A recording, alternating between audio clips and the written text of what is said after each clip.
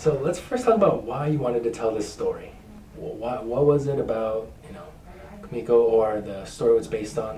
Why did you want to talk about this? It was this story that we came across online back in 2001, and it was just initially just a fragment of information about simply stating a Japanese woman went from Tokyo to Minnesota looking, for the fortune, the buried money from the movie, and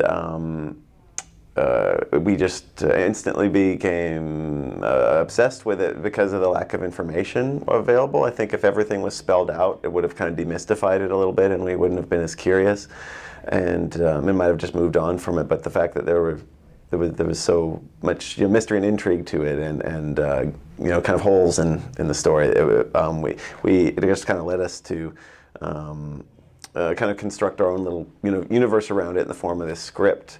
To kind of satiate our curiosity. And then also just love the idea of this kind of modern day treasure hunt.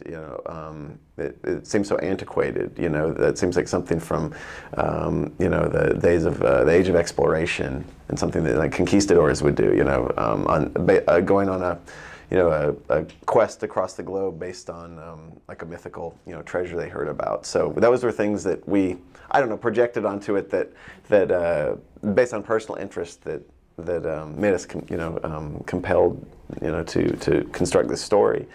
Revealed, or it became aware to us that it was actually an urban legend. It wasn't true. It kind of, there's some fragments of the story that were very different, that kind of took a life of its own in the form of this quest.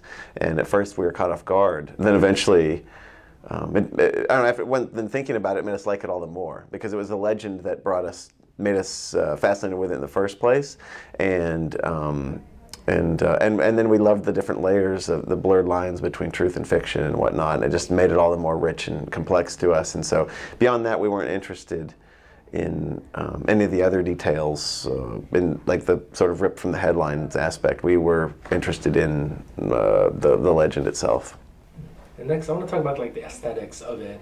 Usually when I watch, I'm kind of different from Kumiko, because if I watch Fargo, I don't want to go to Fargo. It looks terrible there. But somehow you guys made it look beautiful, and Japan too. Tell me about like how you guys scouted your locations and how did all that come about? Well, we're very visual in the script in terms of what we're going for. I think that's just kind of the way we think. And then also it just, then when you're working with a team, they kind of know what you want. You use that as a foundation, and then when you're actually in the circumstance of location scouting and all that sort of thing, you adapt accordingly. So it's a combination of being adaptable to your resources and then knowing what we wanted. But I think we certainly wanted to avoid like a tourist version of Tokyo.